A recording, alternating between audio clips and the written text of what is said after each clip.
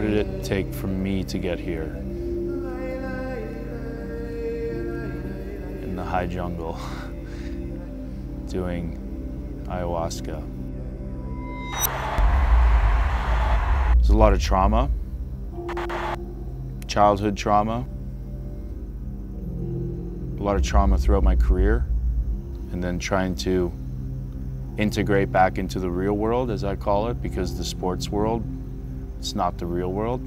It became more difficult with the chemical imbalances that I had because of all the traumatic brain injuries and not understanding those signs and symptoms. Looking for treatments that for the last 3.5 years almost put me in bankruptcy, and I wasn't getting anywhere. The big switch was sitting in my truck several times with a plan to kill myself. Because I had tried everything to get, or I thought I'd tried everything to get better, and I wasn't getting any better. I've got these big beams in my house, and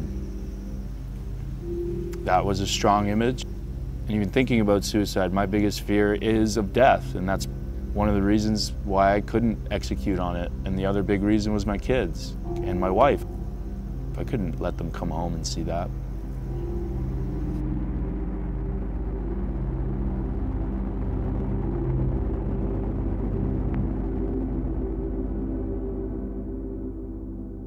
We are in Tarapoto, Peru, and I'm here with a veteran organization called Heroic Hearts Project that helps connect veterans with this life-saving treatment, ayahuasca treatment. Ayahuasca is a powerful medicine, and if we're prepared to be really honest with ourselves on a deep level, can show us the depths of who we truly are. It's usually when people are desperate. It might be addiction, it might be PTSD, it might be depression. But the people who are really seeking deep healing is people who've tried a variety of other modalities to heal themselves, which have failed, often over a period of many years. So Jesse at Heroic Hearts, who we've had a relationship with for some time now, you know, veterans they're people who are very focused and they're disciplined, and they really want to heal. Heroic Hearts is another tool. It's another option in a world right now where veterans are led to believe that there's very few options. I was an Army Ranger for a number of years. When I got out, I was struggling with a lot of depression, anxiety. Eventually it came to a head where I had to face facts. And so when I sought help, unfortunately there was very little offered to me through the VA mental health department. And so I was left to my own devices to figure out how to live with my own head and these dark clouds that were surrounding me. And that led me to Peru, to the substance called ayahuasca. It's been sort of my mission with Heroic Hearts Project to connect other veterans to the same therapy. And with this retreat, you know, just sort of expanding it to athletes, it just seemed like athletes have very similar struggles as veterans. You know, obviously the trauma is different and the backgrounds are different, but a lot of athletes come out injured, and especially a lot of head trauma. And it's a similar sort of thing with veterans. Then you also have this commonality when they get out of this life and they transition. There's this immediate lack of self and lack of purpose and this sort of being lost in life. Well, you're the big, strong man. So that was a persona that I put on myself growing up. Like I had to be this thing, just to be this image that wasn't ever me. Like I knew from early on, like that wasn't me. You know, there's no regrets, I guess, because I wouldn't have gotten where I got. I wouldn't have been, you know, ended up special operations officer in the Marine Corps, like doing these things or achieving these things. But at what cost? So I lost my entire sense of my true self, you know, chasing some false ideal that was based on, you know, my interpretation of conditions growing up. You know, experiencing this medicine with veterans and people in communities that have high levels of trauma, hopefully be able to show people that we can heal, and hopefully it can demystify or destigmatize these medicines, and people will take advantage of them.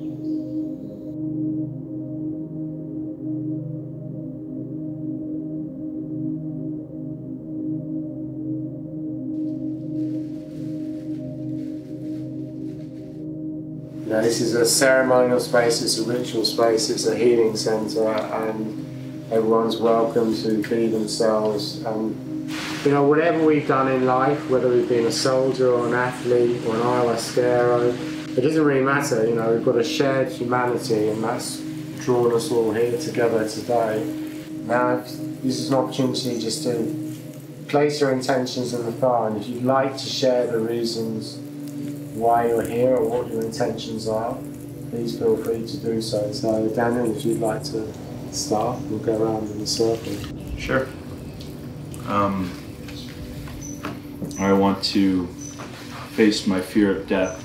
Short of that, tonight, just continue to try to heal from the trauma that I've sustained, both try not to pass on my ideologies and try to heal from that so that I don't pass that on to my children.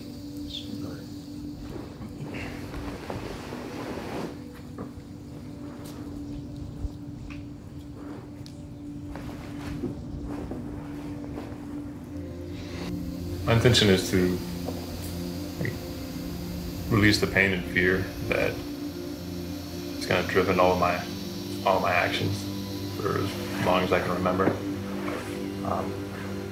To learn to see beyond the darkness that I'm trapped in, and open myself to love, to love and be loved, I guess.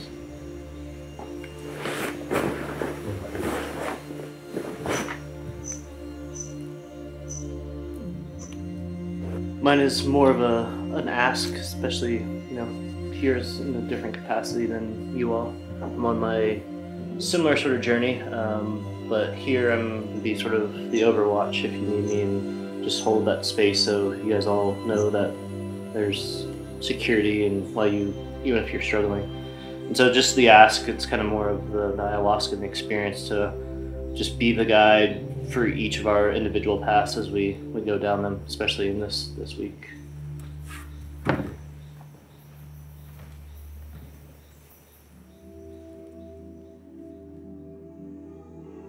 A little nervous, obviously, taking part in a new psychedelic journey that has some, I think, pretty intense properties, is a little intimidating.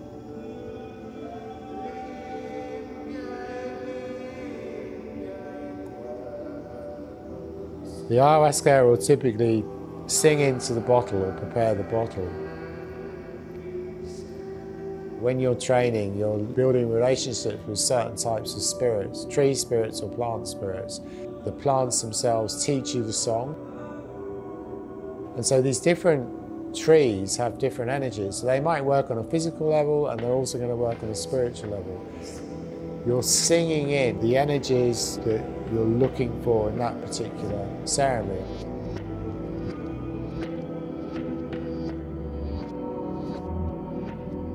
The medicine is going to show you your state of mind or exactly what you need to see. And it definitely did that with me.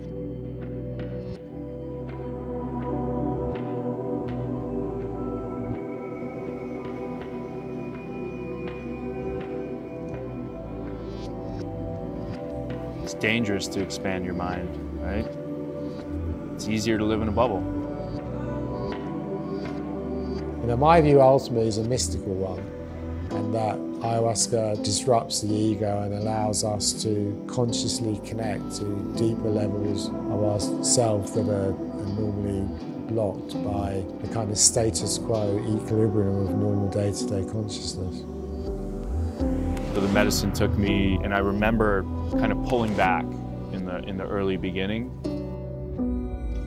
And I kept trying to ask the medicine, okay, like, what are you trying to show me? I don't understand this. Like, why? What is going on?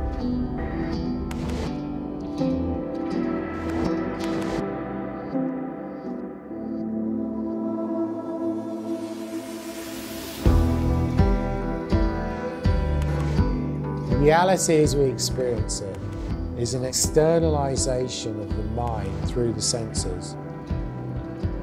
You know, when you meditate, you withdraw the mind into the heart and the external world can disappear. dreams are a partial externalization of the mind, whereas waking life is a full one. And what's interesting about ayahuasca is a mixture of normal reality and a dream reality, or the spiritual shamanic reality at the same time. It's almost as if there's some level of suffering that you have to go through before my heart opened up. And that's when my grandparents came to me through the clouds. They appeared. And then a bunch of memories started flooding back of the cottage and my grandmother cooking pancakes and my grandfather working in the garden. And they showed me how to love. And then, you know, they wanted to go. And I was like, well, I don't want you to go. You know, let's talk some more. And I said, well, we're not going anywhere. You know, we're in you. We're still here. We're still guiding you. Just so grateful that that happened, because I wanted that to happen so bad.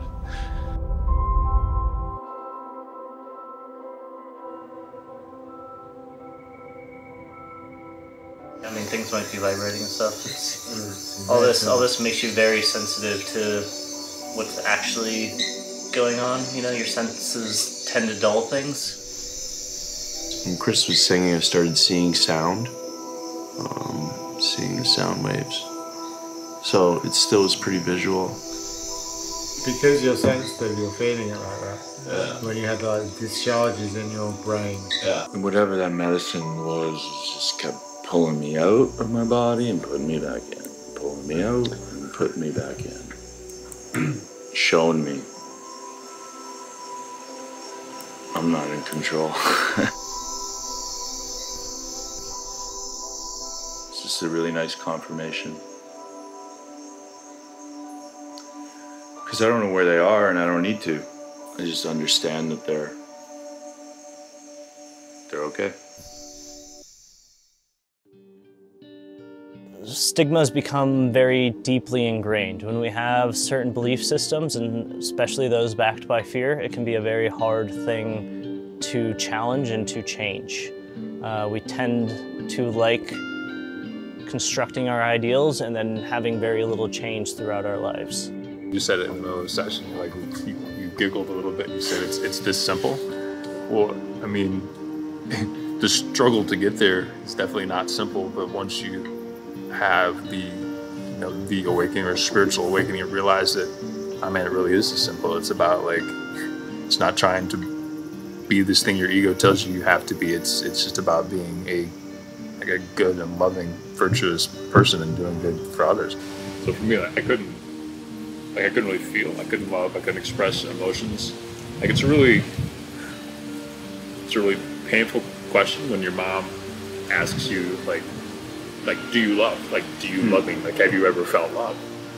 And like, just fun fact: if your mom ever asks you if you've ever loved anybody, like the answer that she wants to hear is yes. Right. And that's, I think, what the medicine helped me to see, and broke down barriers and let me experience that feeling, like a feeling of unconditional love or warmth from family or friends. It allowed me to see that it's okay to not have the answer, because the other people around me, like, we're all in it together. And right. It's exploring the space and figuring things out together and helping each other. And that's what makes it work. I'm not saying that ayahuasca is for every single vet, every single person. And I'm not saying it's going to be the only tool out there, but it is a very powerful one that we've used successfully with dozens of vets, because it doesn't have to be the last line of defense. You should still come into something as powerful as ayahuasca with sincerity and with the respect and with intention and preparation, but it can be incorporated at a much earlier process to where you're not in this mind frame where it's either this or it's nothing else. As we mentioned, there's a lot of work ahead, and it is on personal responsibility and discipline to enact certain changes and keep the healthy lifestyle. These experiences are going to stick with you, and this, no matter what, you have this memory, and you have these memories of these feelings of unconditional love, of these new reflections on yourself. As somebody said here, it's been in me this whole time, right? It's just a question of finding it.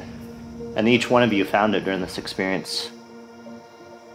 That at its core is part of the integration process. When you are stressed or worried about this leaving you, or worried about the ayahuasca leaving you, or forgetting this experience, you have that inside of you.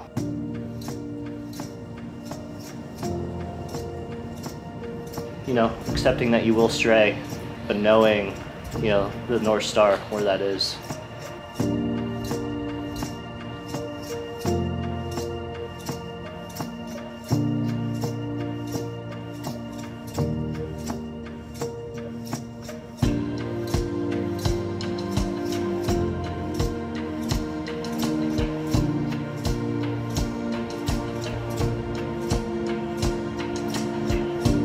Everyone had their intentions and reasons for coming here, and so we usually ask in this class, you know, what are people's intentions for going back? Zach, have you got any insights you'd like to share? Yeah, I mean, like more than I can probably put into words right now. Just try and keep this feeling, just share love and happiness. Anything beyond that is my decision. When I stray from that, and then just be quick to just release it and try and go back to it, but use that as my new true north. The last 2 days I've gotten a lot of answers to a lot of why I suffer, and the fear of death, and what happened to certain people that are not here anymore, and the fear that my kids are going to die young and I'm going to have to deal with that, and where you go. It's really hard to put into words, but I'm worth it, you know. I'm definitely worth love, and for the longest time I didn't think that.